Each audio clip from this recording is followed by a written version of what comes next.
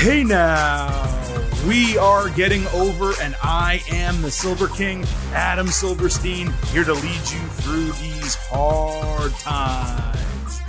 With the latest edition of the Getting Over Wrestling podcast. That's right, we are back once again, and this show is taking on a little bit of a different turn than originally expected, because yes, we are here to talk about everything that happened in the world of AEW over the last week. We will also be talking about New Japan's Dominion 612. I guess it's a pay-per-view. Technically, it airs on New Japan World. I don't know what you call it, but their special annual event, their second biggest event of the year. We'll be talking about that, especially as it pertains to the AEW NJPW Forbidden Door pay-per-view going down at the end of the month. But continuing what has been an extremely newsworthy week in the world of professional wrestling, we will start the show with a conversation about the investigation, the ongoing investigation into Vince McMahon, John Laurinaitis, and largely WWE as a whole that was broken on Wednesday. So yes, there is an absolute to discuss on today's show. And you know what? The news isn't stopping, Chris, because there is other news out there that we're not necessarily going to talk about today. But just quickly off the top here, there is a report that Randy Orton may potentially be sidelined through the remainder of the year due to back issues that I thought on television were completely kayfabe and just a reason to keep him out of TV for a couple months.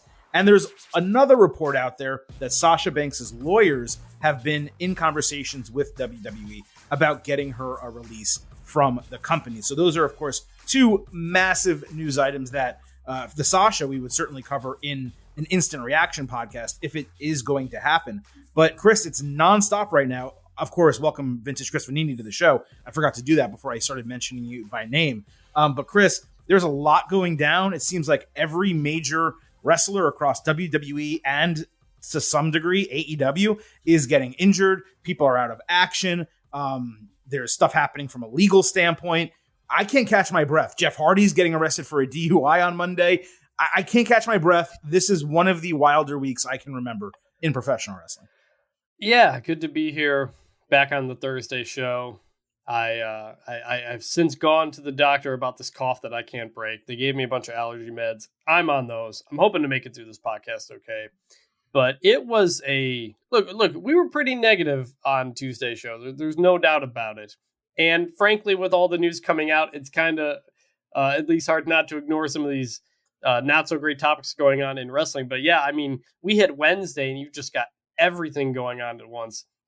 So many different things to talk about, controversy. There's never a dull moment in pro wrestling. There really isn't. And, I mean, we were negative for really good reason Tuesday, and I turn around Wednesday, and I try to have a really positive episode of the show, like the interview with Raquel Rodriguez. If you folks missed it, please listen to it. What a delight Raquel is. I mean, It was, I know people criticize her for like smiling on TV. They're like, why do they make her smile now? She did it the entire interview. She's a happy person. She's very nice, like exceptionally kind. I had a little conversation with her offline as well.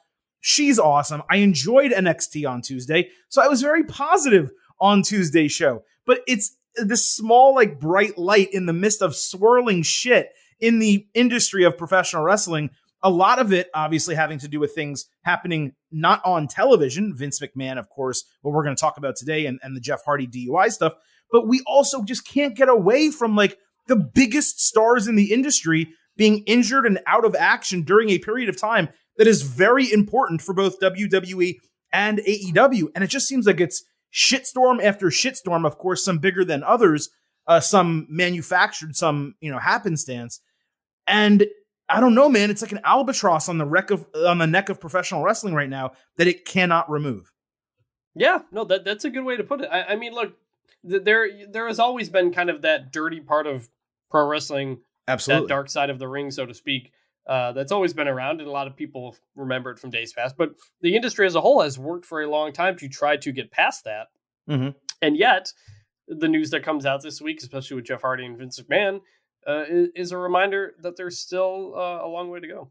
And there's shit like this that goes on in every industry. I mean, I hate to kind of put it out there, but do you know how many NFL players get arrested for DUIs multiple times, Yes. right? Do you know how many of investigations like the one going into WWE that we're going to break down in a moment happen across corporations in sports and media, The NFL. unrelated, the NFL, the presidency of the United States. I mean, it's wild. Again, that doesn't make any of them acceptable. It's just, this is not a WWE. It's not a wrestling issue. It's a larger issue. These incidents that we've had to cover this week that just happen to be within the realm of professional wrestling. So we're going to get into all of that in a moment, really quick off the top, because it would not be an episode of the Getting Over Wrestling podcast if I did not remind you off the top that this show is always.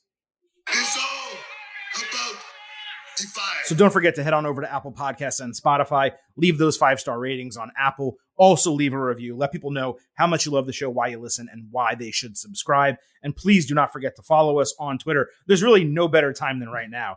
At Getting Overcast, we react to news as it happens. We tweet every single time we have a brand new show that gets released. And at this rate, it feels like we're going to be doing the show 5 days a week between last week and this week. It's nonstop. I can't catch my breath. I'm exhausted. Let's hope things get a little bit slower through the end of the month here, Chris. But look, let's not waste any more time. Let's get into what is indeed the main event of this show. And that is the fact that the WWE chairman and CEO, Vincent Kennedy McMahon, is officially under, I guess what would best be called internal investigation. There was an explosive Wall Street Journal story published on Wednesday in which it was revealed that WWE's board of directors is investigating Vince McMahon for allegedly making hush money payments to a former employee with whom he supposedly had an affair. So here are the bullet point allegations which came to WWE. This is maybe the strangest part of the entire thing, as a series of anonymous emails from a supposed friend of that former employee. And that is what kicked off this investigation. So the allegations: McMahon paid $3 million in January 2022 as part of a settlement with the now former employee, who also signed a non-disclosure agreement. There were personal funds, which on the surface doesn't necessarily lighten the fact that he paid someone off, but this was, alleged to be as part of an affair that he was having with the person. McMahon hired the woman originally as a paralegal in 2019 with a $100,000 a year salary. I did double check. That is not abnormal for an experienced paralegal at a large corporation. But then he doubled her salary to $200,000, reportedly after a sexual relationship started. Obviously, on the surface, that sounds like quid pro quo and is nowhere near normal. McMahon allegedly, quote unquote, gave her like a toy to John Laurinaitis, who is the head of talent relations right now for WWE. And when that happened, when I guess she left his employ to Laurinaitis' employ, she moved from being a paralegal to Laurinaitis' assistant. And that happened in 2021 when he was rehired as the head of talent relations. He was gone for the company for a period of time. And then while investigating these claims, other NDAs involving McMahon and Laurinaitis were unearthed. This investigation began in April with outside counsel appointed by the board of directors of WWE. McMahon, through his lawyer, Jerry McDivitt, claims the relationship did happen. He admits to that, but he says it was consensual. And that only really matters because it takes the coercion piece off the board. Now, it's not listed in the Wall Street Journal report that she was coerced, but that is clearly what they are investigating, along with quid pro quo in terms of using company funds to double her salary from $100,000 to $200,000. It should also be noted that Paul Levesque and Stephanie McMahon remain part of the WWE board of directors. Stephanie did step down from her corporate role, but not the board when she stepped down last month. And given this investigation started back in April, she obviously knew that this was something that is ongoing. Of course, I should also mention that Nick Khan is on the board as well. And these are more personal notes, Chris, but Dave Meltzer has since reported that Vince's marriage to Linda is basically one of convenience at this point. They haven't been together in years. And obviously, Johnny, as we know, is married to the mother of the Bella twins, but she's also been dealing with a bunch of neurological health issues, as we saw on TV. So it's really tough to say what their relationship is like or what's happening there because that show ended. So before we get into the impact of this, Chris, and where it can all go, I obviously just laid out a lot of information as to why this is definitely the biggest scandal that WWE has faced since the steroid trial in the early 90s. And after laying it out, is there anything that you kind of want to say here off the top? Yeah, I think it's good that you laid out all those points. I don't remember if exactly what you said this or not, but the story also said that Vince paid the woman with his own money, the $3 million settlement as well. So this is not, at least thus far, it doesn't appear like anything illegal is being alleged. Well, if she was coerced, then it would be. And if her salary was doubled from $100,000 to $200,000, then that would be quid pro quo through the using company funds for a sexual relationship. So it could be, but as of right now, they are in an investigative state, and they're figuring out whether these things are indeed actionable. Basically, yeah, and a big part of this is business practices. Basically, like, can you trust the person in charge because they're doing these type of things on their own or with company funds or without company funds? This is a board investigation. This is at this point not a legal investigation. Again, at this point, things can change. So it's interesting. And it comes, not long after Stephanie said she was taking a leave from the company. And we said at the time, we didn't know what that was about. We didn't want to speculate. We still don't want to speculate. But this is now another McMahon who's just there's just been a lot of stuff going around this company and involving the family. I know there's also a report from Brandon Thurston at WrestleNomics that it looked like a lot of WWE shares were sold yesterday before the story came out. That could be a potential legal thing. This is very early on. This is all we know is this Wall Street Journal story. And I'm glad you laid it out the way you did, because the story is generally behind a paywall. I think a lot of people didn't maybe read all those details, but those details specifics are very important. And that's why we wanted to lay them all out as you did. And I will say, I personally, I mean, you can if you want, as we continue talking about it. I'm not touching the stock stuff because it could be numerous things. What he reported was a lot of stock was traded, but the market is also crashing and content is seen as a stable piece. So it's like, I shouldn't say the market's crashing. It's losing points every single day, significant amounts at this point, but it's not crashing yet. But so I don't want to get into the speculation around that. I mean, Kevin Dunn recently sold a shit ton of stock. Maybe he knew this was coming down. Maybe he didn't. Maybe it's coincidental. Like, to get into that, I thought that a lot of his reporting, and I'm not trying to shit on the guy, but a lot of it seemed speculative at best. Sure. Whereas we have something concrete here, obviously, that we can actually discuss. Yeah. So let's go ahead and do that. The big question here, obviously, is not just, well, is Vince McMahon going to get a fine? Is John Laurinaitis potentially going to be removed from the organization again? It's what the hell in totality is going to happen to WWE. And I think there's short-term aspects and long-term aspects that we can look at. And I hate to be despondent about this, but as I mentioned at the top here, we've literally seen almost identical stories involving people just like Vince McMahon. In fact, literal friends of Vince McMahon, and you know who I'm talking about here, without anything significant happening as a result.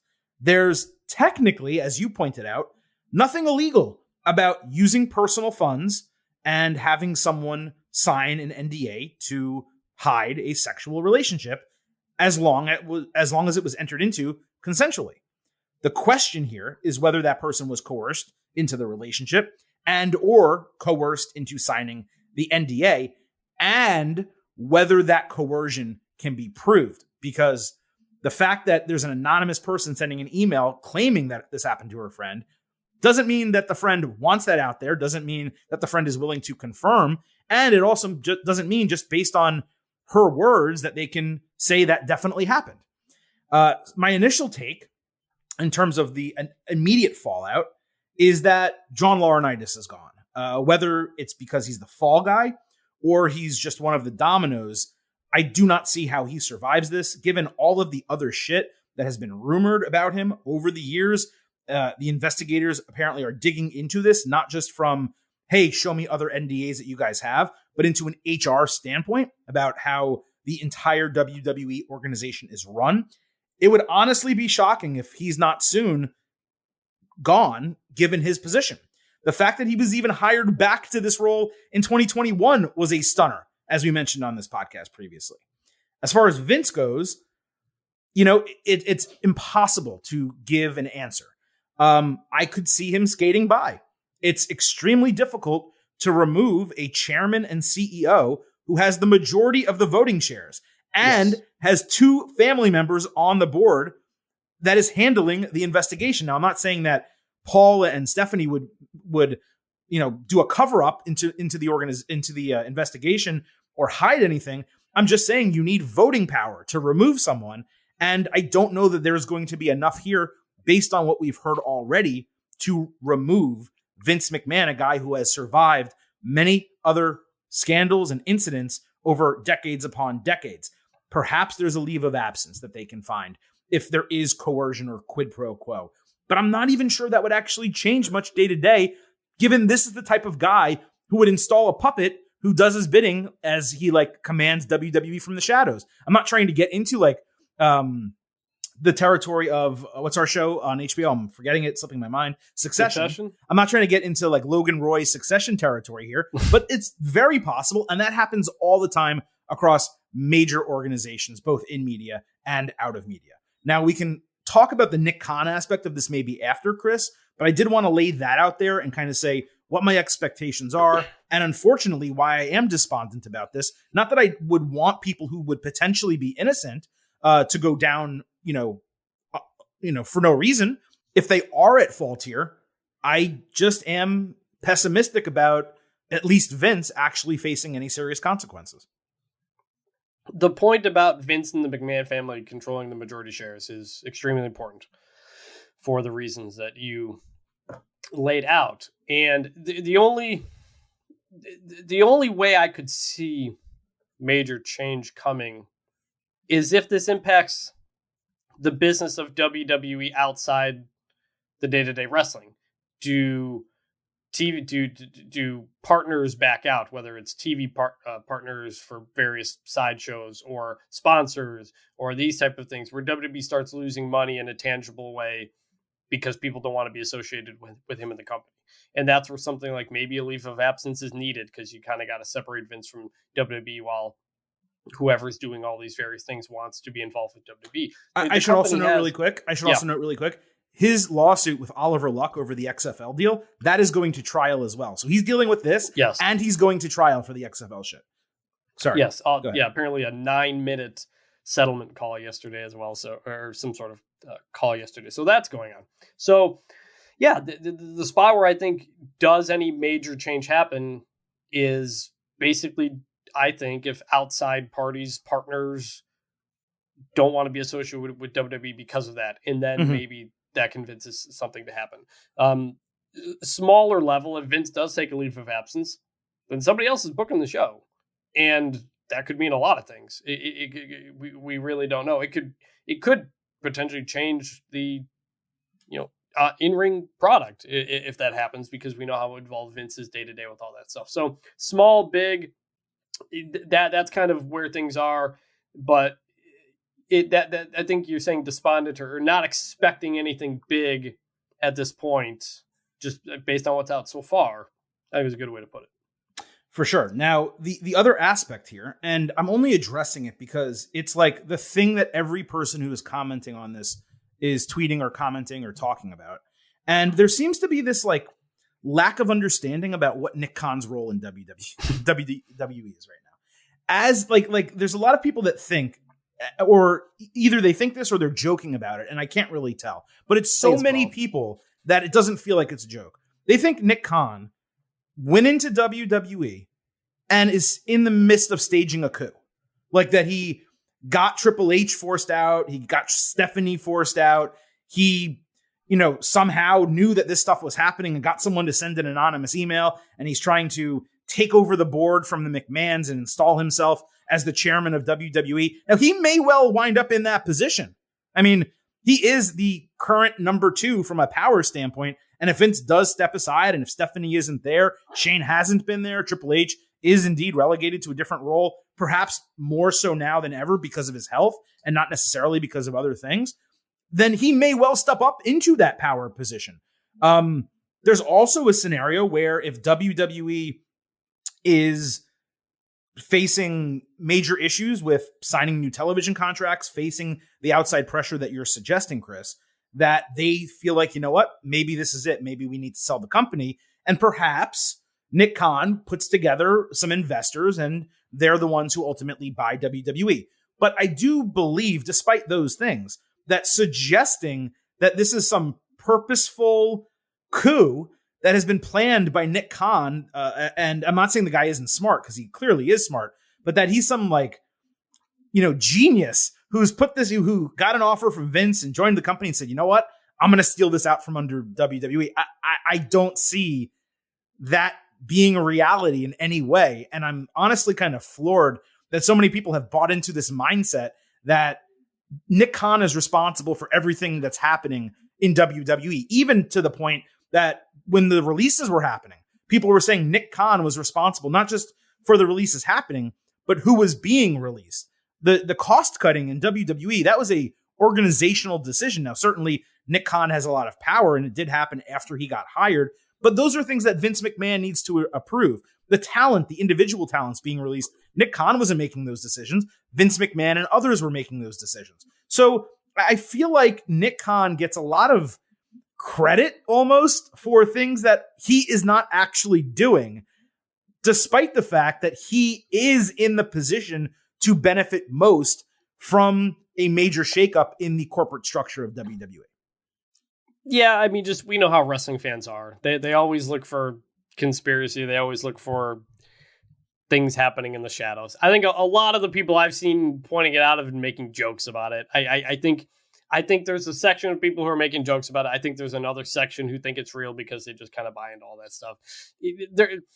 There's no signs of any of that stuff. It's all just people talking on the internet. If something changes, then we'll talk about that. But there's no reason to see that right now. It's just kind of it's a fun story. I think that a lot of people like to just make up and kind of go with, because the McMahon family has been kind of secretive and kind of always kind of controlling in their narratives and stuff like that. But yeah, I wouldn't put any stock into that right now. One of my biggest issues with wrestling fans, the IWC, whatever you want to call it, and I am not talking about the getting overheads here, because I want to make it very clear. I did not receive a single tweet or DM about any of this shit. And you guys, when you do communicate with us and ask questions, you are not making the dumb comments that I'm about to talk about. But it does seem like a large percentage of the IWC, of wrestling fans in general, don't understand that things happen outside the context of wrestling.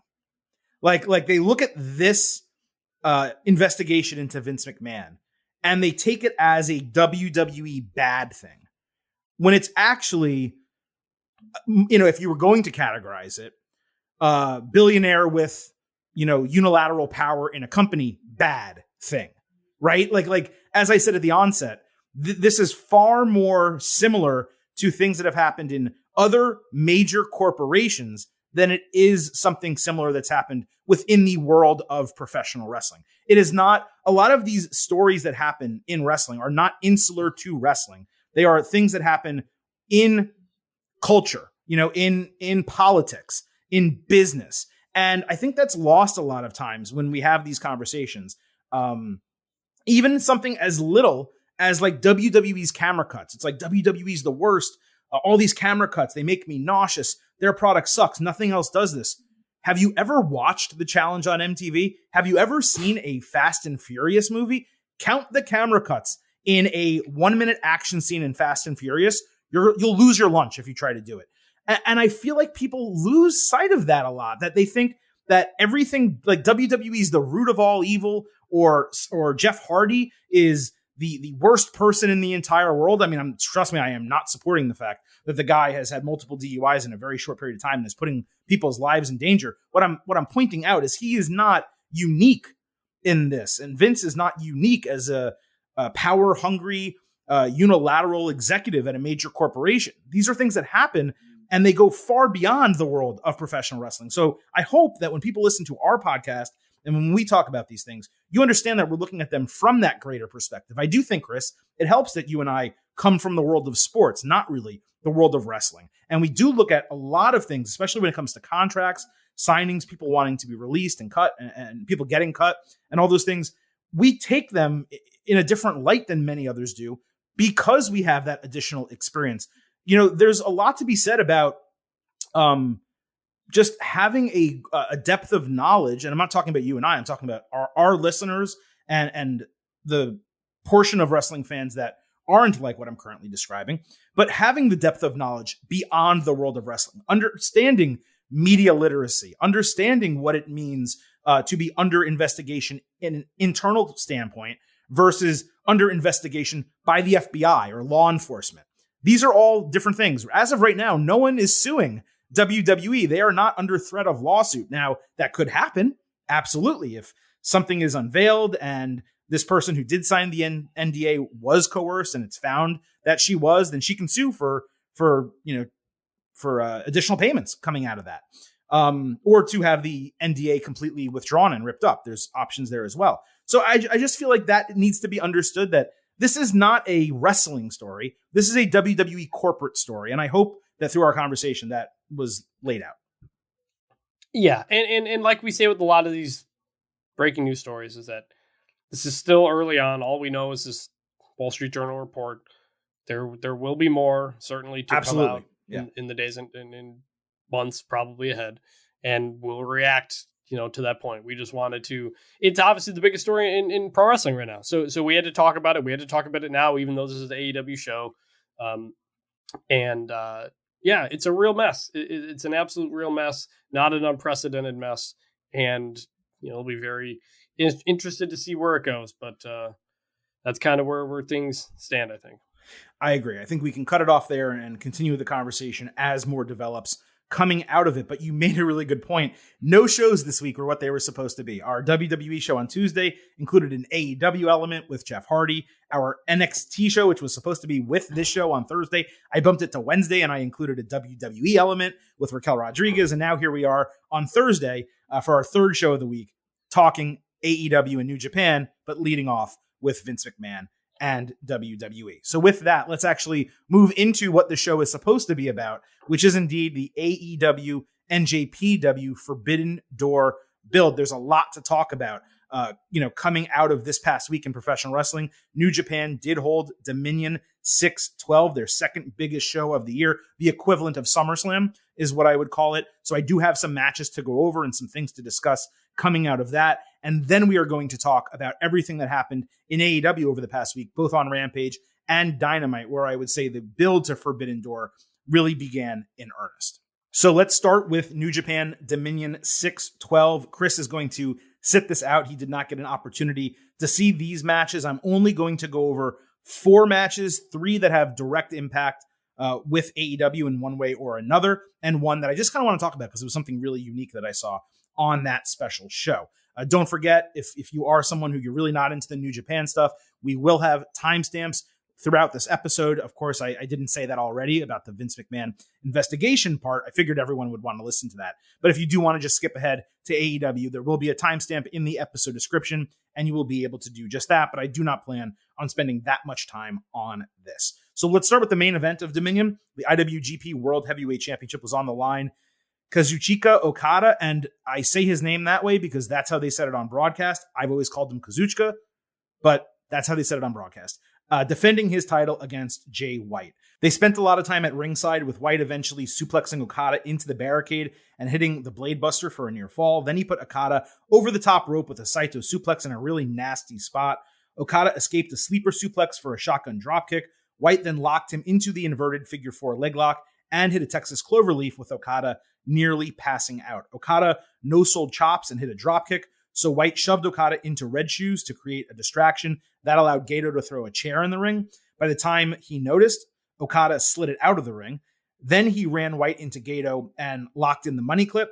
Gato distracted Red Shoes, giving White an opening for a low blow. Okada went on a big run after that, but got caught with a sleeper suplex and a Regalplex for a 2.9 plus another Blade Runner. There were numerous counters before Okada hit the Tombstone and a spinning Rainmaker. There were more counters before a dropkick and a landslide from Okada. White then shockingly countered the Rainmaker directly into Blade Runner out of nowhere for the 1-2-3 to become the new IWGP World Heavyweight Champion.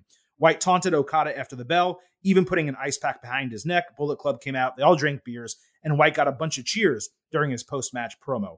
This was already a great match. I loved it as I was watching it, but the finishing sequence coming out of nowhere like that popped me big time. I went 4.5 stars and an A.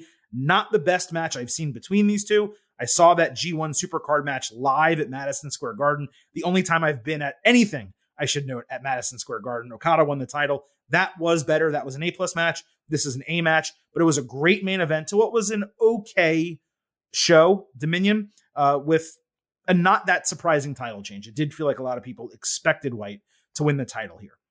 We also had an IWGP US Heavyweight Championship match, Sonata against Will Ospreay. This was a vacant title that was dropped by Juice Robinson, who was unable to compete at Dominion due to appendicitis. In fact, Juice actually refused to return the title. I think it was in kayfabe. So there was no physical belt available to actually be rewarded at the end of the match. Awarded, not rewarded. Ospreay hit a great corkscrew outside midway through, then later hit the Oz Cutter for a false finish. He came back with Hidden Blade for a near fall. Sonata escaped Stormbreaker into an O'Connor roll with a bridge for a near fall. Ospreay hit another Hidden Blade plus Stormbreaker and got the win. It was a damn good match. And look, making Ospreay the US champion, it's a great move given he can now feud with Juice when he returns. It's interesting that New Japan had him beat Sonata, given Sonata broke his orbital bone earlier this year when Ospreay was fighting him. And this could have been a revenge victory that kind of restarted Sonata's title reign that he had back then.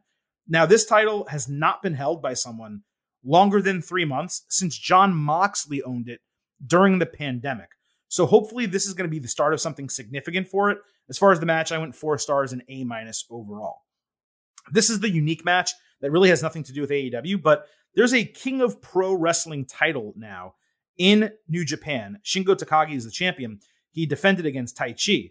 And I decided to discuss this match because of its incredibly inventive rules. Basically, it was a 10-minute unlimited pinfall scramble with each count, whether it was 1, 2, 3, or even more, adding up to a grand total of points. So Tai Chi trailed 7-2. He fought his way back to 7-6 with 3 minutes left. Shingo hit a side pinning combination for a 3 count to go up 10-6. He had another point. Then Tai Chi started kicking out at 0. Tai Chi caught Shingo in a leg-wrapped pinning combination to get a 3 and added another 1, but he ultimately fell 11-10 at the buzzer, with Shingo retaining the title. I loved this match. I just did. It would be great, I thought, if a company like WWE incorporated something like this into its TV programs, because it's an easy way for people to fight, almost like in an interim capacity, without anyone taking a clean pinfall or submission loss. You can say, oh yeah, sure, they got more points than me, but in a one-on-one match under regular rules, I can still beat them. Then you can build up to that definite decision. But, that's probably never going to happen. I doubt that this rule ever comes to AEW or WWE. I thought the format was great. The match was well wrestled between two really talented dudes. Was it exceptional? No, but I was totally entertained by it. I went 3.75 stars and a B+. And then lastly here, we had Hiroshi Tanahashi against Hiroki Goto. This was the AEW Interim World Championship semifinal.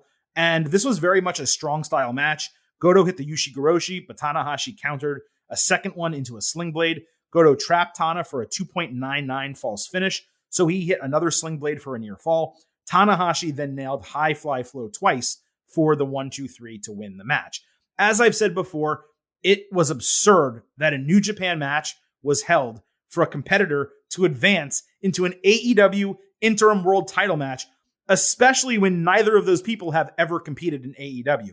And given CM Punk versus Tanahashi was already announced, the winner of this was obvious, just like the winner of Jon Moxley versus Tanahashi is blatantly obvious. It makes the entire extended process of crowning an interim champion worthless. The match was fine, but it was nothing spectacular. I went 3.25 stars and a B, which for a Tanahashi-Goto match was a pretty big disappointment, I gotta say. So I will bring Vintage back in. Vintage Silver King, we're going to be talking AEW at this point. We're going to go over everything that happened across Dynamite and Rampage. And I do have a couple of your DM slides as well to address before this show is out. So let's start the way Dynamite started. Chris Jericho versus Ortiz, hair versus hair. Jericho hit a lion salt immediately at the bell, trying for a fast win. Then he hit a suplex off the ring apron in a good spot. Ortiz later came back with a draping cutter and a DDT for a near fall. Ortiz missed a springboard tornillo and ate a codebreaker for a 2.9 false finish. Jericho countered a Hurricanrana into Walls of Jericho, but Ortiz reached the ropes and the factions started brawling outside. This distraction let Eddie Kingston run in for a spinning back fist and a 2.99 false finish that got a massive pop from the crowd. There was another distraction that led to Fuego del Sol running in with a bat. He popped Ortiz in the head and Jericho covered him for the 1-2-3 to win the match. Jericho's celebration music turned off very quickly. Kingston was incensed in the ring and Fuego removed his mask only to reveal himself as, you guessed it, Sammy Guevara. Ortiz grabbed the scissors and buzzer away from the barber and began cutting his own hair in defiance as he repeatedly screamed blood and guts, indicating he is now motivated even more for their match upcoming in a couple weeks. This was a perfect Attitude Era booking in every way. First of all, the match was really good at 3.75 stars and B+, and I only downgraded it from an A- area because of the schmaz finish. The factions brawling, that was to be expected. We hate it because AEW does it all the time. But in this sense, it made complete sense. And Jericho winning probably swerved a lot of people, though it is what I expected here. What I did not expect was Fuego. However, the second I saw him, I knew it was Sammy, and hopefully you all did too. Still, the reveal was perfect. On top of the moment itself, the booking of putting Sammy back with Jericho is extremely smart because he has completely floundered and failed on his own, and it's not really his fault. It's the way AEW has booked him. Hopefully, with Sammy back in Jericho Appreciation Society, Ty Conti there, she's another former WWE wrestler, so she fits the group narrative as well. This all works out. I think the group needed them from a star power standpoint, and Sammy definitely needed to be back there. So it's going to rehabilitate his character. It's going to help Jericho. It's going to help the JAS. The match was good. The reveal was done well. This was an A+ opening segment to Dynamite. Maybe one of my favorite openings to any AEW show ever. This is a rare spot, I think, where you loved something in AEW more than I did. I loved all of it until the hair cutting, because that was ultimately what this was supposed to be about. That was the whole stipulation. Someone's going to lose their hair. What is the point of doing a hair versus hair match if you're not even going to get the heat of cutting off somebody else's hair?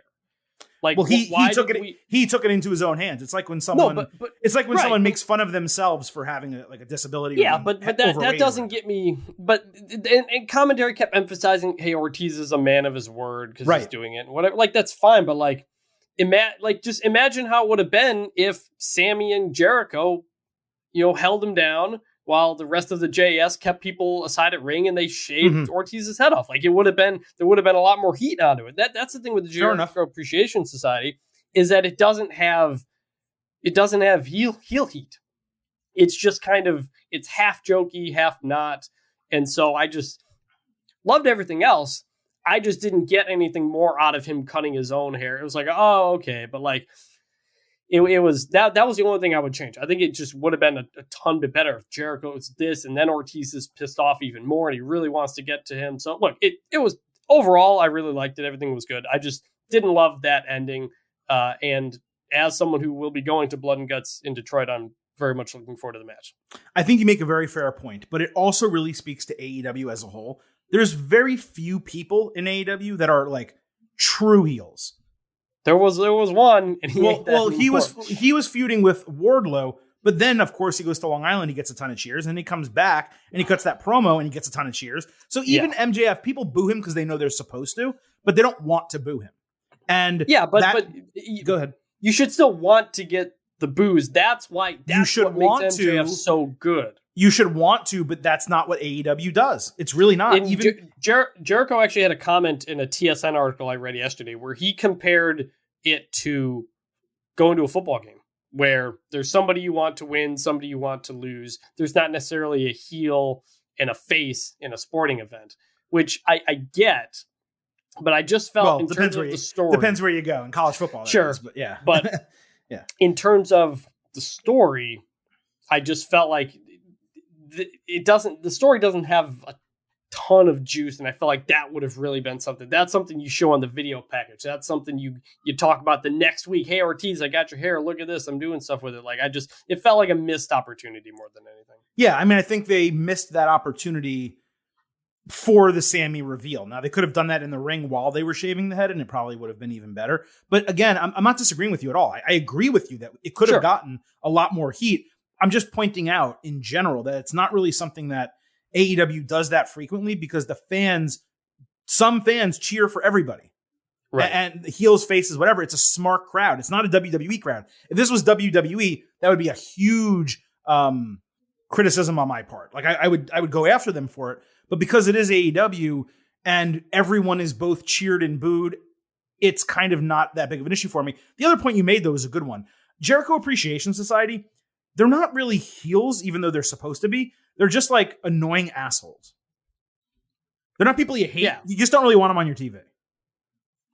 Yeah, and that's why I think they could have used it. Like they haven't really had anything to kind of latch onto, and that could have been something. Wrapping up this portion of the storyline on Rampage, Eddie Kingston fought Jake Hager. Midway through, there was a Hager bomb for a near fall. Then he got an ankle lock. Kingston reached the ropes. Kingston came back by picking Hager off the ropes for a power bomb, then hitting 2 spinning back fists for the win. This match reminded me that Hager should never do anything except like 10-man matches. I've become a huge Kingston fan in and out of the ring over the last couple of years, but this was probably my least favorite match of his among those that I've seen. It was Rampage. It was fine to be on the show. Didn't care for it. Yeah, it's kind of how Rampage is most times. It was kind of an awkward matchup between the two, so it was whatever. So now there's more to talk about with this, but it comes at the end of another topic. So let's get into that. On Dynamite, Jon Moxley and Hiroshi Tanahashi had a face-to-face scheduled in the ring. These are the two guys competing for the AEW Interim World Championship. So at the start of Dynamite, the first thing I want to note, AEW assumed that we already knew Tanahashi won the Dominion match. And I thought that was extremely poor because, yes, I did know. I did. The Silver King did. Vintage may have. And certainly IWC fans did. But not everyone who watches their show automatically knows these things. And it pisses me off that they treat everyone like they're supposed to. But after that, there was a video package about Moxley taunting Tanahashi, about it going on for years. That was good. And it did help explain their relationship. And it actively told you that this guy is the one in the match. So they literally stood face to face in the ring. Fans chanted, "Holy shit." And this was about Mox kind of putting over Tanahashi for the crowd, saying that this fight, this match, it's about more than the interim title because Tanahashi is the ace of professional wrestling. Fans chanted Tana's name. Mox then said Tana may be a legend, but Mox is the straight up best professional wrestler on the planet. And there's more on the line for him than the AEW interim title, but his legacy. Then he promised Tanahashi would call him ace when all is said and done. So I'll pause here, Chris, and allow you to address kind of what I said. But I find it interesting that they've already done a really, really poor job with this interim scramble or whatever you want to call it for the title. But then you have Mox, and I know he was putting over Tanahashi, and I was pleased with the way he put over Tanahashi. But he's basically saying, this match, I don't even care about the interim title. I care about fighting and beating you. But you should care about, why does no one care? Why does Hangman Page not care about the interim title? Why does Wardlow not care about the interim title? And why does Jon Moxley, who is one of the two people competing for it, the number one contender who got a bye through the first part of the scramble, why does he not really care about it either? I think, I'm guessing because they know it's the interim title. I don't know. This segment got me really excited for the match. Like as someone who, I've been to an NJPW show in Dallas, I generally know who the people are. I don't follow it much closer than that. This did a great job of making Tanahashi look and feel like a big deal. And AEW sometimes messes that up. They don't make somebody feel like as big a deal as they should. But for a lot of people who watch AEW and maybe don't know who he is or just kind of aren't familiar with him, he was presented like an absolute star. Yes. And so they absolutely nailed that. So it got me excited for the match. It didn't get me excited for there being an interim champion, like you said. And I think that's just kind of the nature of the weird structure of the whole thing. And so the interim title idea has been a letdown from ever since the announcement. It kind of hasn't been clear. It's been weird. You do the battle royal and you keep all the big stars out of it. It just hasn't felt like a big deal. And so plus the idea of a non-AEW person being in the championship match is weird. And so there's just a lot of so many moving parts with this whole thing. It's kind of hard to fully get around. But I did overall like this part of the segment and think it definitely got me excited even more for Moxley and Tanahashi. Yeah, because the goal is to sell the pay-per-view, right? And you want people to watch this match and think it's going to be a really good match. And Moxley accomplished that. And I did appreciate that. Again, separate from the other stuff that I mentioned. Now, before Tanahashi could respond, Jericho's music hit. He comes out with Sammy and Ty. Jericho said Mox was in his spot, and the last time he saw Tanahashi, he laid him out in the Tokyo Dome. So I was thinking, are they about to make this a triple threat? Like, what are they doing here? Tanahashi told Jericho to shut up. Those are the only words he said. So then JAS, Lance Archer, and Desperado from New Japan attacked. Jericho then announced that Sammy and Ty are the newest members of JAS, and that Archer and Desperado are members of Suzuki Gun over in New Japan. That's a faction. And they're on loan to him from Minoru Suzuki. Then he announced that there's going to be a 6-man tag team match at Forbidden Door between Jericho, Suzuki, and Sammy against Kingston, Wheeler Yuta, and Shota Umino, who is Moxley's young boy over in Japan. So Archer and Desperado didn't even factor in, yet they showed up here anyway. This was, I guess, on behalf of Suzuki was the point. But this was so incredibly overbooked and convoluted. Like, holy shit. I mean, this segment was about Moxley and Tanahashi, the main event of your huge co-branded pay-per-view. You throw Jericho in for no reason, then you do a brawl that has nothing to do with Mox or Tanahashi other than being like minorly tangentially related a little bit to Mox because of Blood and Guts with Kingston and Suzuki Gun and Tanahashi. But fans don't know that shit. No one watching knows that. Why not do all of this bullshit backstage after the hair versus hair match when most of these people were already involved and brawling with each other? As I said, Moxley's promo to start this segment, it was a great way to sell the match. But everything that succeeded it kept tumbling and tumbling into a larger and larger pile of shit from there. Yeah, I love that opening segment with Moxley and Tanahashi, and then it just devolved into an absolute complete mess. Is this the definition of clusterfuck? Like, is that I literally I write in my notes, Mox Tanahashi was good, then it became a clusterfuck. That's what I wrote in my notes. So yes, yes, how a Moxley Tanahashi segment ends with an announcement of a 6-man tag involving none of those two people was weird. Seeing Lance Archer, but I guess he's on the NJPW side. Look, Excalibur did his best to explain it. Excalibur is often put in these situations where he has to explain something that probably would take about 5 minutes and he has to cram it into 30 seconds. And it's hard to follow all of it. We didn't need Jericho announcing that Sammy was in the Jericho Appreciation Society since we basically just saw that. Like we didn't need the formal announcement after we saw it 20 minutes prior or whatever that was. So yeah, this, look, AEW in general, the show has been a mess since the last pay-per-view, even before that, because you're building to a show now where half the people aren't on your show and half the competitors aren't on your show regularly. So it's just, there's no way you can really tell these. There aren't stories to tell. There aren't stories to build. And the result is just guys just being crammed in there. And like, it's not even like an invasion. It's just like little pieces of an invasion. So it's kind of a mess. And this was really, I think, the crux of that.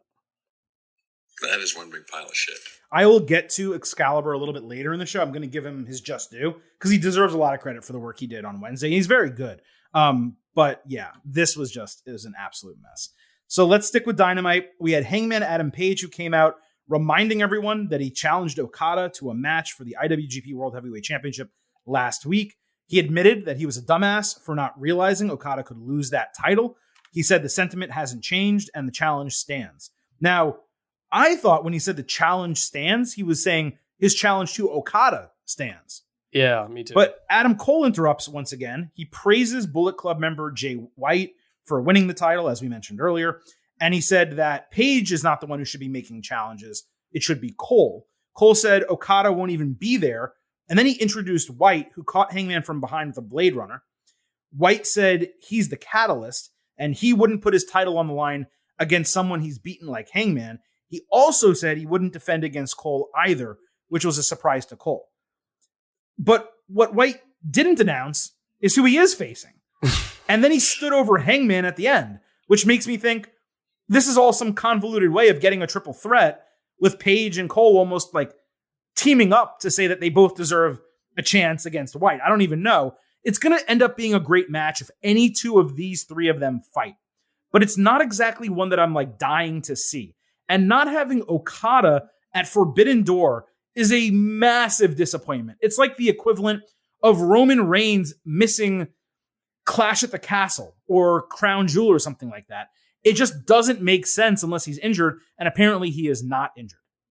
Yeah, mostly my takeaway from the segment was disappointment that we're not getting Okada in some form, and that the big challenge Hangman made a week ago now no longer is the case. I don't know if they didn't know. I don't know if they didn't know what's going to happen or if things change. I haven't followed the reporting closely. Maybe there's a reason for it, but this felt like, oh crap, we promised something big last week and now we can't do that. So we got to figure something out. And we didn't even get a resolution to that. So my takeaway from the segment was just kind of confusion and disappointment overall, and not much more than that. There was something out there about like negotiations with Okada maybe not working out, but I don't know the timing of that. I believe that happened before last Dynamite, so they knew. That's why when he mentioned Okada, it was a surprise to people. I'm a little bit messy on that, but long and short of it is, this is messy, and we don't exactly know what's going to happen. And by the way, this thing's in 2 weeks, Forbidden Door. So let's move on to the Tag Team Championship ladder match, which was supposed to be a triple threat, of course, but was now Jurassic Express against the Young Bucks. There was no mention of the Hardys, which was to be expected. Jungle Boy hit a double springboard hurricanrana onto Nick. Matt hit 3 Northern Lights suplexes with the third into an angled ladder. Then Jungle Boy did a hurricanrana off the apron, planting Matt through a table. Immediately on the other side, Nick caught Jungle Boy for a powerbomb through a table and hit a Canadian Destroyer plus a 450 splash, putting Luchasaurus through a table outside. Okay, that's me taking a breath here. There was no selling whatsoever. Something the people in the match did not do. Correct. They did not do it because there was no selling whatsoever in this match. 4 tables were stacked at ringside with 2 ladders side by side in the ring. Luchasaurus ate a double powerbomb into a ladder and banged his head. Jungle Boy ate a poison rana that was dangerously close to the legs of a ladder. Matt did a flying elbow outside, putting Luchasaurus through a table that Luchasaurus literally put himself onto. He got knocked outside. He rolled his body from like out of the ring apron onto a table just for this spot. I thought that was a little strange. Nick's nose got busted open for real. There was a really dumb failed BTE trigger on a ladder. It was really sloppy. Then Luchasaurus got pushed off the ladder through the 4 tables outside, which was obviously the spot of the match. The Bucks hit the BTE trigger on Jungle Boy on the floor, and then they easily climbed the ladders to win the titles in 14 minutes. Christian Cage ran down after the bell to check on Luchasaurus. He then went to assist Jungle Boy out of the ring and instead hit him with Kill Switch in the expected heel turn. He followed with a concerto as per usual. Let's start with this. We all knew this was going to happen, and it was just a little bit underwhelming. When Edge does it, it's so impactful, and you believe that this guy has snapped and lost his mind. It's the facial expressions, the acting, frequently the hair, how crazed and manic he looks. With Christian, it was teased for so long that it's just like, okay, great, they finally did it. Am I wrong about that? I know some people out there do love Christian. They are the peeps. I get it. He has peeps out there. For me, Edge is far superior in almost every way, but particularly in this way when it comes to snapping and turning on someone and becoming a heel. Well, first off, with the match, I enjoyed the hell out of it. I thought the first hour of Dynamite was kind of a mess as we've gone through some of that stuff. I thought the second hour was much more crisp and enjoyable and straightforward. And this was a really fun match. Yeah, they didn't sell, but like kind of like what you said before about what to expect with AEW. That's just kind of what I expect with AEW. So you go into it expecting that. And this was a lot of fun. I really enjoyed it. The Luchasaurus spot through the 4 tables was great. And the Young Bucks are, I think, the first 2-time champions. We needed a tag team title change. We got it. That was good. Love all that. Great stuff. Absolutely. The Christian part, yeah, we did expect it. We had been waiting for it. I agree that, the way Edge sells it versus the way Christian sells it. I don't think Christian has really... I've never been that into Christian as a heel, essentially. Yeah, me either. He's good as the plucky number 2 to Edge when he's a heel, or if he's the underdog face. That's kind of what his bread and butter, I think, has been. So, yeah, we didn't, we expected it. Hopefully we get an explanation either on Rampage or Dynamite next week. Maybe it's something like, I was with you guys because you were the champs, but you lost them, so I don't want to be with you anymore. I don't know, but it's good to finally have these things advance, because we didn't get that on the pay-per-view when we expected it and wanted it. So now they're finally doing it moving forward. So I still think it's overall just good all around, even if some parts weren't as great. But I really enjoyed this as a main event. Sure. I mean, I guess addressing the Christian part, to me, it's more like, I told you to watch your back. I told you to listen to me. You didn't. And this is what you got. And now this is what you get from me. I also want to note that the concerto, I don't know if you saw it or if others saw it, and maybe I'm just like seeing things or thinking about the worst. It looked like it hit the top of his head. Jungle Boy. I thought that too. And he didn't move. Now, he was selling, I'm sure. But I wouldn't be surprised if there was a little bit of something there. Hopefully not. Hopefully he's totally fine, but they've written him off anyway for a period of time. So, I don't expect to see them anytime soon. Yeah. And one thing about, I guess I said this before when AJ and Edge happened, and it's even more so now, but like there is an epidemic of concertos right now, just in pro wrestling. They're happening once a month. It's supposed to be a devastating move. It happened to Adam Cole when Jungle Boy or somebody did it. He came back the next week. He was back a week later. He may have even been back. He may have even been back on Rampage for all I remember. It was definitely no more than a week though. But it's supposed to be a devastating move, and it needs to be treated as such. But also, it's kind of mind blowing that we don't do headshots with chairs anymore. But yet we technically still do the safer, yet kayfabe more devastating concerto. That's just kind of interesting to kind of square that. Well, yeah, we're not doing headshots. We're not doing headshots, but we're very much implying headshots. Well, first of all, WWE still does headshots just with 2 hands up. AEW does it. AEW does it with a gimmick chair. Now, it failed one time. They recently did it. Was it with MJF? I think I don't remember who it was. Whoever was with Sean Spears did MJF in the cage match. Oh yeah, that's what it was. And he took it straight to the dome, right? So they exist, but I don't mind a concerto as long as it's sold. So what they did with Adam Cole was absolutely ridiculous. With Edge, I'm expecting him to be out, 4 to 6 weeks, coming back right before SummerSlam for a challenge. So I'm totally fine with it in the WWE case. But here, we'll see. Let's see how long Jungle Boy and Luchasaurus are out. If they're back in 2 weeks, it's ridiculous. If they're out for a couple months, which I do think is possible, then all of a sudden that's going to make a lot of sense, and I'll be totally fine with it. As far as the match, I didn't even get a chance to talk about that. Look, it was 25 minutes of spots shoved into nearly half the time. It's easy to do that, as I said, when no one other than Luchasaurus, to give him credit, sells. You can't doubt the effort. You can't doubt the danger of the spots here. So for that alone, I'm giving the match 4 stars and an A-. It was super entertaining, but there was no crescendo. There was no anticipation that built. It was just spot after spot after spot. And when you do something like that, that's as far as you're going to get with me, unless it is absolutely spectacular, like the Young Bucks and Lucha Bros has been in the past. As far as the title change goes, I thought it was expected. I'm 99.9% sure it was going to be the Hardys winning the titles in that spot. And that's obviously a switch going from faces to heels. I don't think it's going to be that difficult for AEW to book around, just given they have so many tag teams. But this does, Chris, lend more credence to what you and I both said previously. The titles should have been changed at Double or Nothing, either with Ricky Starks and Powerhouse Hobbs or Keith Lee and Swerve.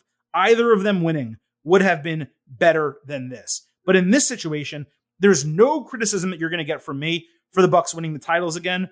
They weren't supposed to. AEW had to change the titles. They had to do the Christian turn that I'm sure they wanted to do after the titles changed. Could they have inserted another team into the match? Maybe, but I don't care that they're EVPs. They're great wrestlers. They're a great tag team, and they're totally fine champions. Yeah, I think that's it needed something to happen. The belts needed to be back onto heels, I think, more than anything, because there's just more natural stories when you do that. I really like the Young Bucks. It's good. It's definitely it's a good step forward, a needed step forward for that division. Really needed a fresh change, and hopefully now we move toward that.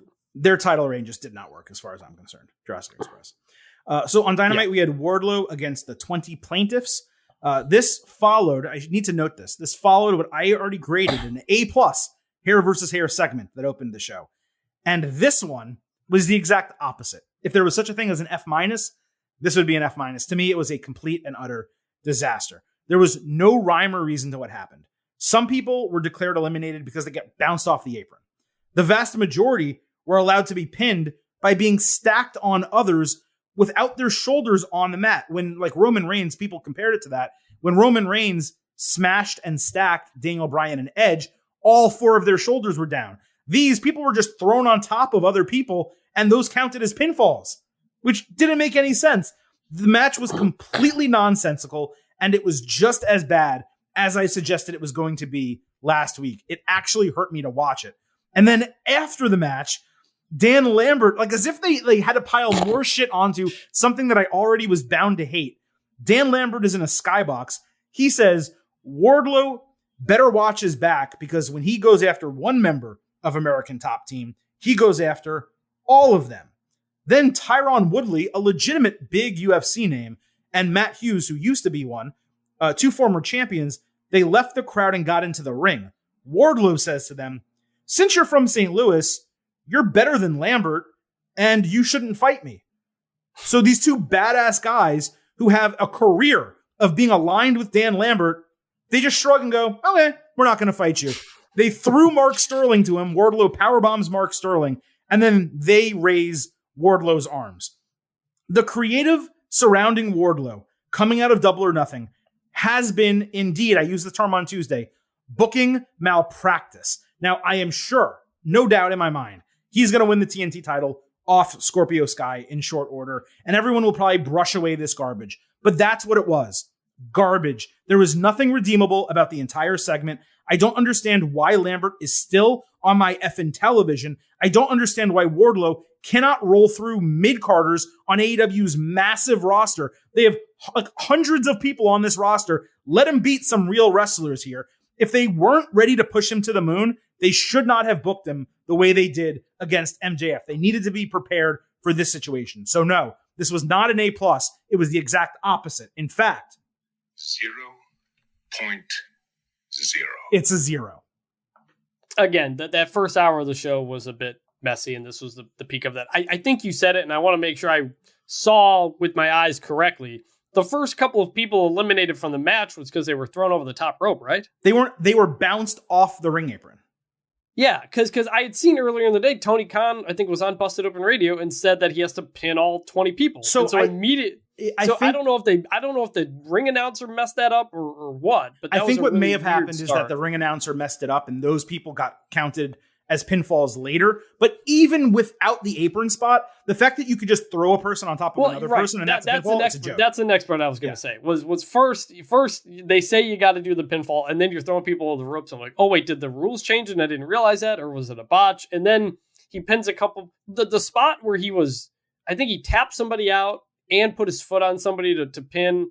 That was a good spot. Like, but the rest of it was a mess. You've got people on their stomachs on top of people. Like, this is Cameron asking people to count it. And you're just like, it became evident pretty quickly that this was not going to be a segment that was savable. And the crowd largely checked out of it at that point. And then, look, you get the local UFC guys to pop the crowd, which I get. But, like, again, it didn't make any sense whatsoever. And it was just really, really awkward. And that was a mess. All right, I don't want to talk about it anymore. Staying with American Top Team on Dynamite, we had Ethan Page against Miro. This was for the what is it? All Atlantic Championship qualifier. On Yes. Rampage, Page again got way too angry in a promo saying Miro relies on and blames God for his life, but Page only relies on himself. Then he promised to beat Miro and win his first gold in AEW. Of course, no one watching actually believed that might happen. I did maybe say this was on Rampage. It was actually on Dynamite, so I'm sorry if I messed that up. Miro dominated, punched Lambert off the apron, hit a thrust kick on Page, and won with game over. There was nothing to it. It was an obvious winner. I don't have anything else to say. Yeah, nothing more than that. Look, it was nice to see Ethan Page wrestle again. I honestly can't remember the last time I saw him in a singles match, at least from what I've watched. I think he's really talented. I think he and Scorpio Sky need to get away from Dan Lambert, as we've said a million times. But other than that, good to see Miro back. Good to see Miro get a win. And not much more than that. On Rampage, we had Trent Beretta and FTR against Will Ospreay and Aussie Open. This was quite chaotic. Dax Harwood had a great hot tag run with 3 German suplexes, then a 4th with a jackknife cover by Cash Wheeler for a near fall.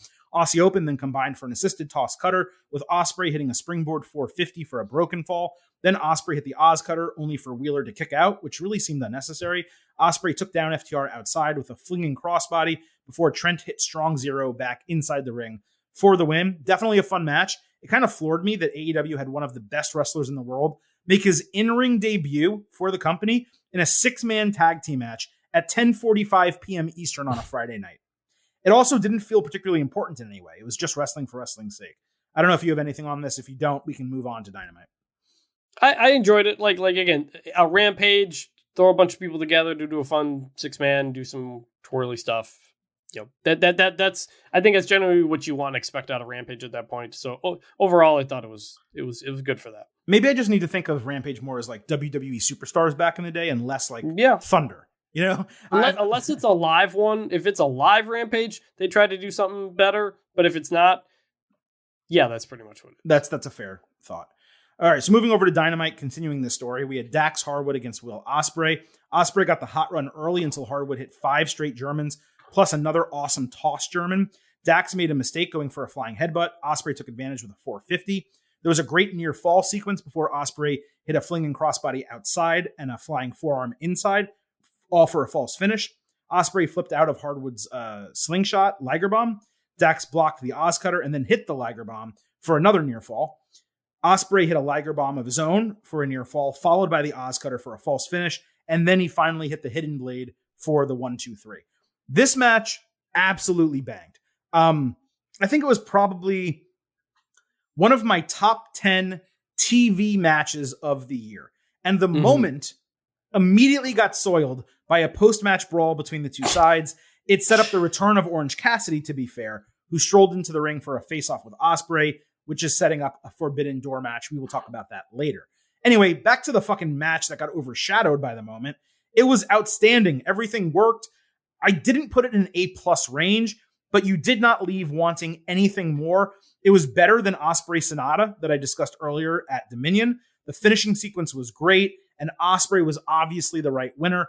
I went 4.25 stars and an A only because I had that Jay White Okada match at 4.5, and this was not better than that. So this may be one of those matches that's a victim of grading within the week in which it's graded as opposed to the larger scheme of things, but it was an A match either way.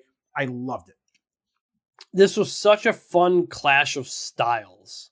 Like, you know, we've seen Ospreay Ricochet, we've seen him do all the flippy shit type of matches, but putting that up against Dax Harwood, no flips, type of stuff was just a really fun dynamic. And the match played out that way. This was awesome stuff. Dax continues to be honestly one of the wrestlers of the year. I think you put him in that conversation right now with the year he's having, both in the tag run and as a singles wrestler. It's very cool that AEW is letting him shine in these spots like that. And he's clearly become a trusted, no pun intended, top guy for stuff like that. So his future continues to look bright. This match rocked. It was awesome.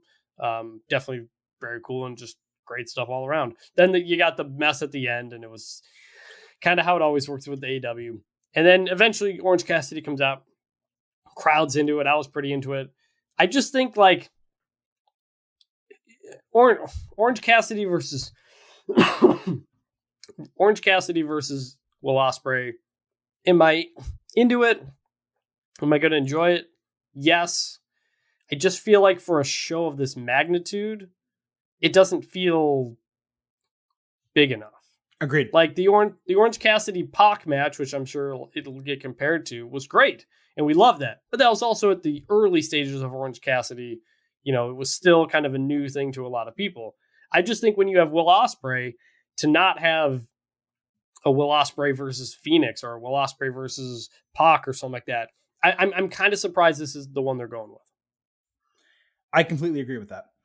On Dynamite, we had Britt Baker against Toni Storm. On Rampage, Baker was angry Storm touched the AEW women's title that Baker doesn't even hold, and she doesn't want her skipping the line. She said the title is missing her more than she's missing it. So they basically put together, in my opinion, a convoluted reason for a rematch, just so Storm can get a 50-50 win. At least that was my perspective going into the match. Storm on Dynamite said Baker may be smart, but she doesn't have the skill set to beat her because she's going to be champion and the future of the division. Thunder Rosa ran down early in the match to fight Jamie Hayter to the back. Storm hit tornado DDTs inside and outside consecutively. Then she hit a hip attack that hit Baker so hard, it nearly decapitated her. So Baker holds onto the bottom rope twice as Storm keeps going after her.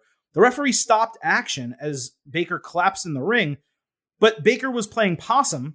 She got an inside German cradle, I almost called it, an inside cradle and a swinging neck breaker for near falls. Storm came back with a German suplex and Storm Zero and got the win.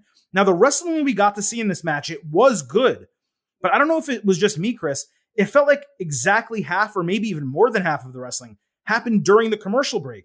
We either got top tier selling for Baker or a mix of reality and kayfabe after that hip attack, which did legitimately look to me like she got whiplash or something like that. Yeah. It was a good match. It was surprisingly short. And they also announced Storm versus Thunder Rosa for Forbidden Door. We will talk about that a little bit later.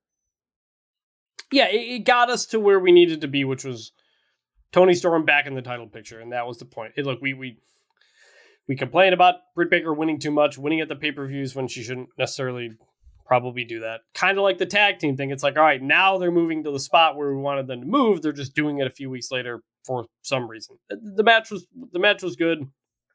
Enjoyed it.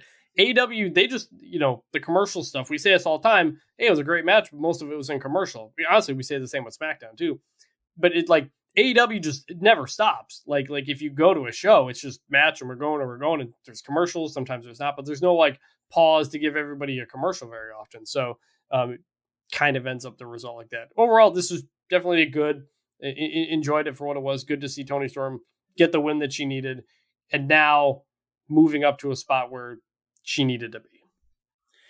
She does need to be there. I agree with that. But no surprise, by the way, that Rosa didn't wrestle or speak on the show. Another episode where Rosa just runs in really quick and runs out.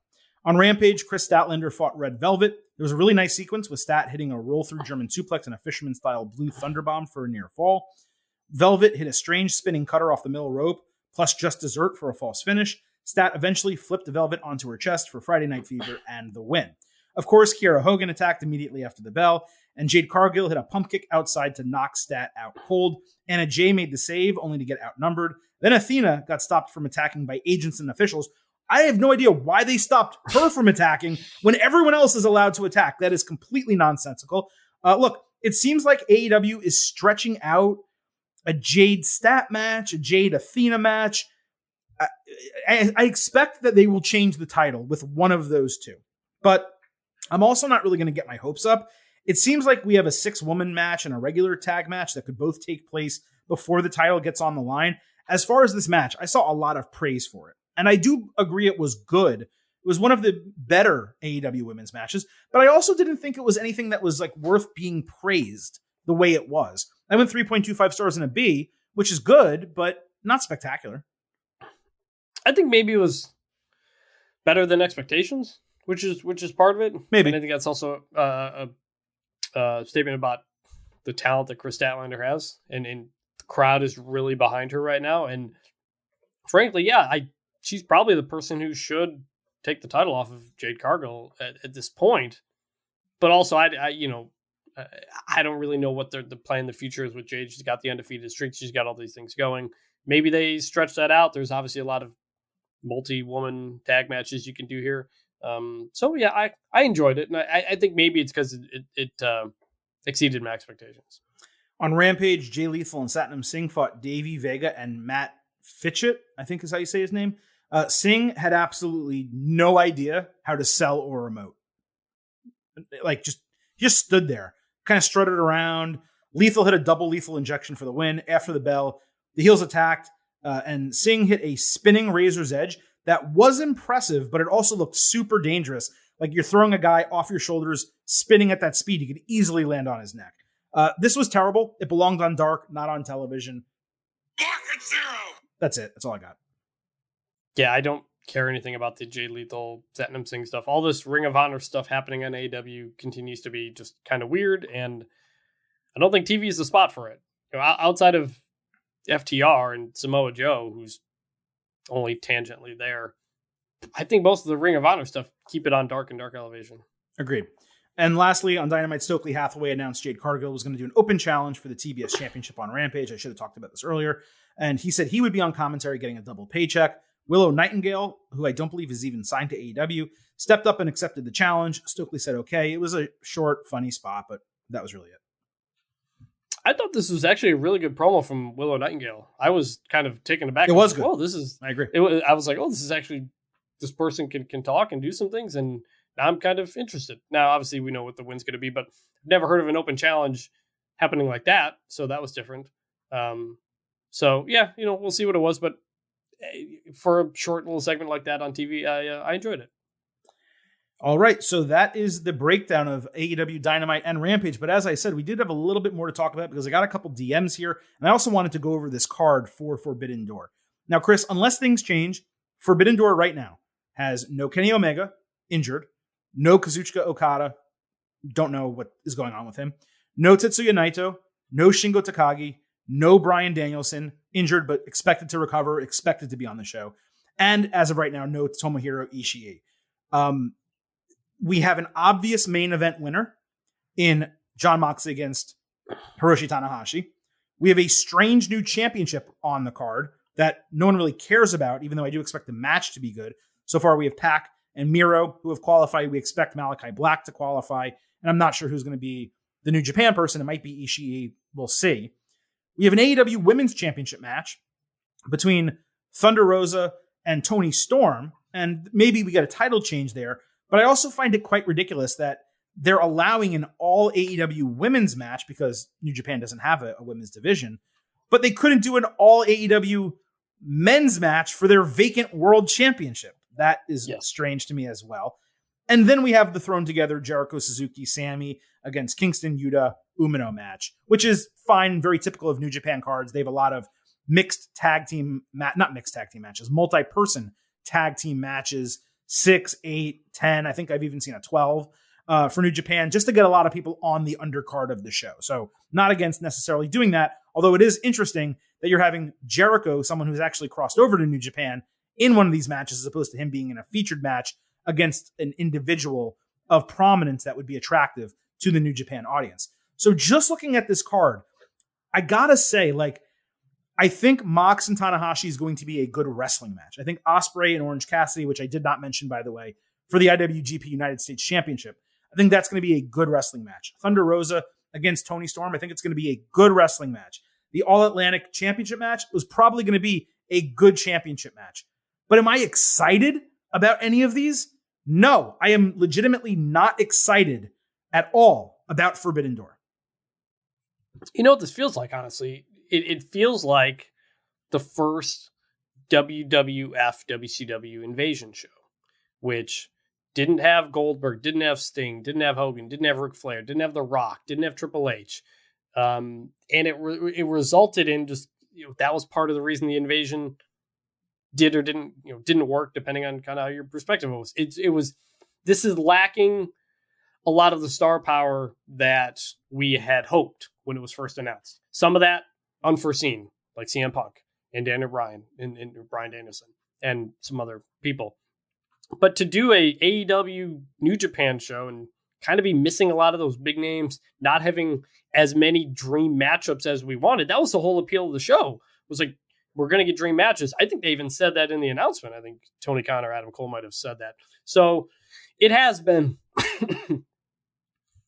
a bit of a disappointment build to it, on top of much of the shows not making much sense because how do you build to that kind of show when you don't have all these people? You also have Blood and Guts happening the very next show. The Dynamite after Forbidden Door is Blood and Guts. And so you've got the whole Jericho Appreciation Society doing that.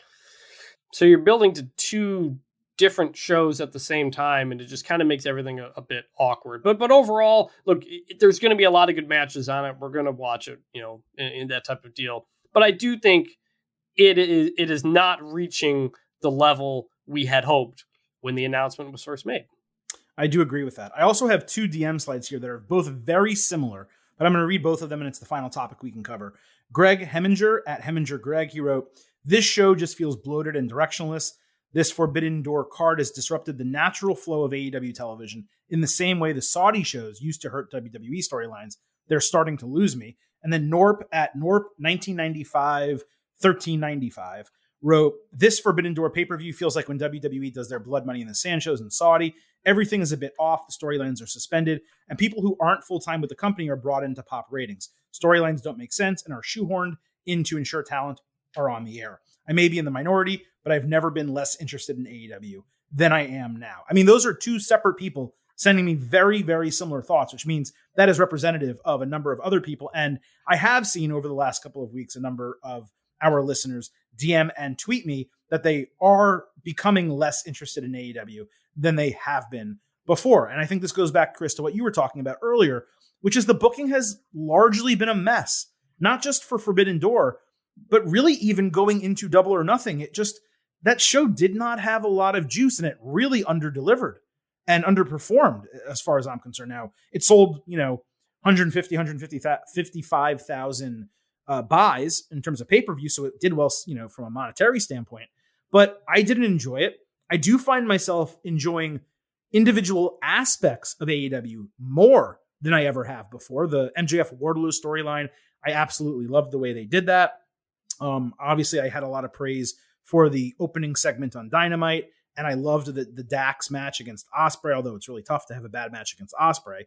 So there's individual things I think that are moving in a positive direction. I've been very critical of the women's division, and I have to say these two matches back-to-back that we got on Rampage and Dynamite may have been the two best women's matches back-to-back that we've gotten in a single week of reviewing AEW. So that's a positive, and that division has improved from a talent perspective, even though they still get zero time on television. But aside from those positives, everything else does feel like it's worse than it's ever been before. The Ring of Honor injection has been done poorly. The New Japan injection has been done poorly. Maybe Tony, we've talked about it for such a long time, maybe he really is being stretched too thin. Like when people talk about that, it's seen as an unfair criticism or an illegitimate criticism of AEW. Maybe the roster is legitimately too large. Again, seen as an illegitimate criticism of AEW. Maybe it's a legitimate one. Maybe these things are all true and people just don't want to admit it. But yeah, AEW, it is taking a step back in many ways in which it had been extremely successful previously.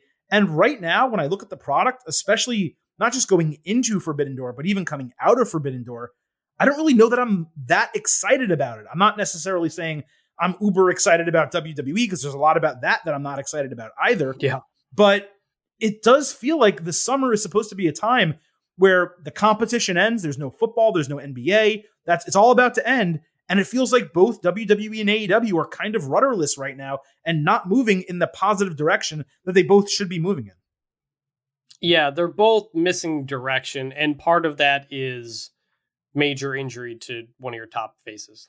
Obviously, that's something, you couldn't have expected Cody Rhodes and CM Punk in doing all this stuff. But, I think AEW just needs to figure out what it wants to be. It still feels just all over the place all the time. And look, the shows, the atmospheres at the shows are great. I've been to several. I'm going to Blood and Guts. The crowds are really into them and they've still got that good in-ring crowd. But there were a lot of unsold tickets for that Dynamite last night in St. Louis. And I just feel like you need to, like, if I were doing it, I would make Dynamite where you put all the big names every week. The biggest names you have, they're Dynamite. You make Rampage essentially the B show where you don't do as much important stuff. It's typically filmed after Dynamite anyway, so that's fine. It's just, there needs to be, I think, some tiers of kind of who's most important, who's the next level, who's this. It just feels like everybody's in this same pot. And sometimes that's good. Sometimes you do a CM Punk versus John Silver, and that's interesting and it's new and it's fresh. But while AEW does a good job of raising the floor to make everybody feel somewhat important, they don't do a good job of raising the ceiling where people feel like they're as big as the company. And CM Punk was that, and he's not there. MJF was that, and he's not around because they're doing some sort of angle or whatever it is. So you've got him not on. He's another name right there who's not on the Forbidden Door show. So you've just you kind of got to set your order here, I think, of who are the most important people, who are the people we need to feature on Dynamite every night. These are the people we're pushing the most, more than other people. Right now, it still feels like just a mix of everybody in the same bowl. And I think it's okay needs to be more settled. And it's okay if that's cyclical. Like, it's okay if you rotate people in and out, but it seems like they try to fit every, like, by the way, Andrade came back. Where the hell's Andrade? Like, and Malachi Black, I know he has a qualifying match next week, but it's like they try to fit as many people as they possibly can into every show. And they do a lot of that through the attacks and stuff. But even then, there's still a lot of people being left out. I'd rather them stop trying to do that, except that they can only put so many people into every show and do a full cycle of it where, as you said, some of those other people, if they're not on Dynamite, they're on Rampage, and that's Rampage. I don't need the JAS storyline being played out across Dynamite and Rampage. Allow Rampage to have some of its own stuff, allow it, I guess you have the stupid ROH thing. It's a really bad example, but the Jade Cargill stuff, allow that just to happen on Rampage. Let Thunder Rosa and the main women's title, since you only do one segment, let that one be on Dynamite every week. If you want to push up Jade Cargill because Rosa needs a week or two off, sure, that can be on Dynamite for a couple weeks. Do another women's storyline. Allow that to play out on Rampage for a couple weeks. It's okay to cycle it. It's not okay to do what they're doing, which is try to throw everything at the fan and hope everything sticks when it clearly is not working right now. And this gets back to, I don't know if you came back to this, but you wanted to, which was Excalibur, which is that. Oh, did I forget to give him his just due? Okay. I don't think you did. So I want to bring that up. But every show in the final 5 minutes, he is asked to list off 10 matches in a minute about what's coming up over the next 2 weeks. It's too much. You gotta it is. It's just that's too much. The flowers I wanted to give Excalibur were in the Harwood and Ospreay match. He explained the intricacies of New Japan, the IWGP governing body, etc., better in 90 seconds to start that match than AEW has in its 3 years of existence through all of its mentions of New Japan and all the times New Japan people have showed up on the screen. So I wanted to give him credit for that, but you're right. The way he runs through that shit at the end of every show, it's a gimmick now, and I understand it's a gimmick and they're just going to keep doing it, but it kind of also is ridiculous. It does seem like it's frantic. And you're like, all right, man, I just want to watch the match. It's the main event. I want to see what's going on in the main event. All right, look, this was another long show. It's a 3-show week. I really hope it's not a 4-show week. I'd like to take a couple days off and come back Tuesday and talk about everything that we have going on in the world of WWE, but we'll see. I'm not going to make any promises into our schedule because I don't know what is coming up. What I will tell you is we had a really good WWE episode this week on Tuesday. Make sure you listen to that. And please don't forget, if you were here and you're like, where's the NXT stuff? I did a whole separate NXT show on Wednesday, along with an interview one-on-one with Raquel Rodriguez. It was a great conversation. I loved speaking to her. I'm really, really glad that WWE gave us the opportunity and that she got the chance to join us. Please do not forget to listen to that episode on Wednesday as well. Also, do not forget to join us on Twitter at Getting Overcast. And please remember that the Getting Over Wrestling podcast. So head on over to Apple Podcasts and Spotify. Leave those 5-star ratings on Apple. Also leave a review. Tell everyone why you listen, why you subscribe, and why they should as well. Thanks once again to Vintage Chris Vanini for joining me. I hope that cough gets better, buddy. For Chris, this is the Silver King, Adam Silverstein. As of right now, we plan to see you on Tuesday, but who knows when we will talk next. At this point, though, I'm going to leave you with 3 final words. Bye for now.